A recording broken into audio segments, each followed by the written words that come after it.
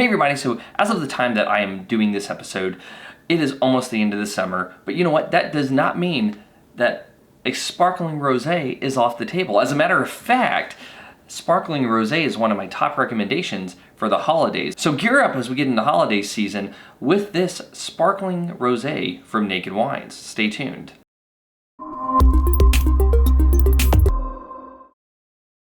Hey everybody, this is Stuart with Wine on the Dive. So today I'm reviewing the Breathless by Penelope Gin Series North Coast Sparkling Rosé. It is 12.5% alcohol by volume. It is no vintage, and the retail price for this is $37. The angel price is $18, so you save $19. I know, splurge alert, but it's $3. And like in some of the other sparkling wines I reviewed from Naked Wines, in the savings as an angel, just buy a second bottle, if it's any good. So let's take a look to see if it is good. Okay, remove this foil here, just skip ahead, just be right back.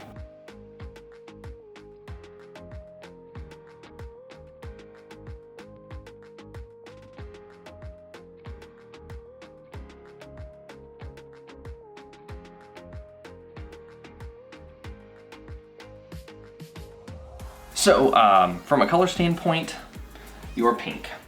You're pink. I'm not really seeing any sort of oranging notes on you. So I'm going to say medium pink, no artifacts, no cloudiness, little teeny tiny bubbles. So from a nose, ooh, huh. So first thing I'm noticing is red apple, followed by a little bit of strawberry, hint of raspberry, maybe a touch of cranberry, and like a wet stone. Yeah, and there's like a slight hint of butter, just a little tiny bit.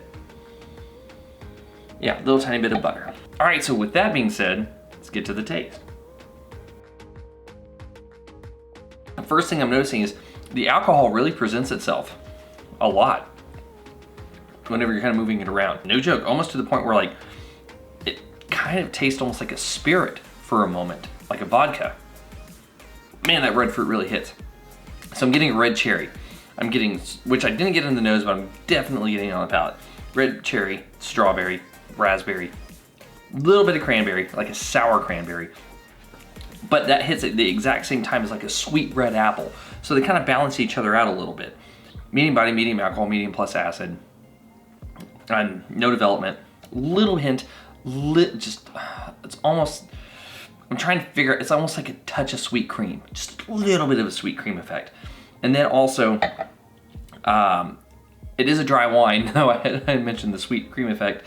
And the mousse on the wine, very fine bubbles. But though they're your fine bubbles, they are a little bit grainy. And I think how fine the bubbles are is what's really popping that alcohol note out of the wine.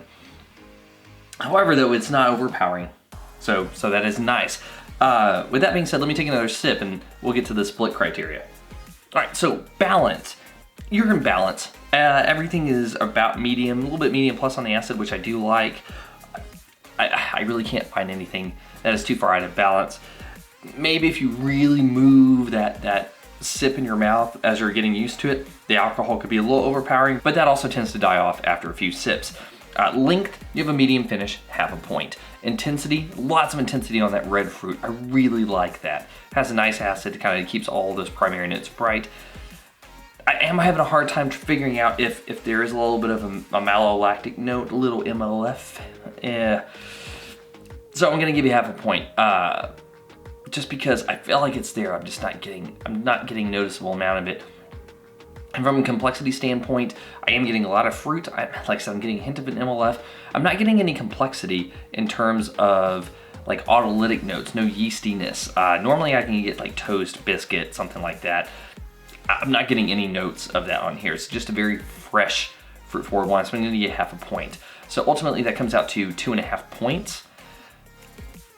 I'm gonna give you a very good. I really like this. I really like this sparkling wine. It's fun, it's fresh. I really think that something like this would probably go exceptionally well with like pork tenderloin, pork chops, something along those lines. Maybe even barbecue, where you have like a little bit of a pepper chili note. This has a lot of primary fruit and just it's dry, but still just a touch of sweetness, just enough to really kind of carry through. And especially with some of the fatty foods like from barbecue, maybe like ribs or something like that, then this will really, that acid is really gonna help cut through some of that fat that you have and pair well with the salt and add a little bit more body to it. So overall, like I said, I think it's a very good wine. However though, we still have one more test to do, because with every sparkling wine, we must know, does it chambong?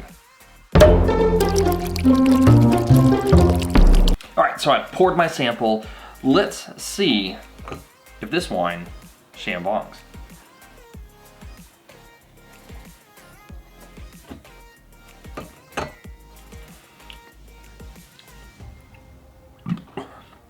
It chambongs. Though, it's not the easiest chambong. I think the graininess of the bubbles is a little bit hard to take in a mass consumption device. You can do it. It's going to require a little bit of work. This is not a novice chambong type of wine. This is for those who have gone through the process a handful of times and kind of know what you're doing. However, it can chambong. Anyway, this has been Stuart with Wine on the Dime. If you liked today's video, please like, subscribe, and comment. Have you tried the Penelope Rosé from Naked Wines? I'd be interested to know if you have.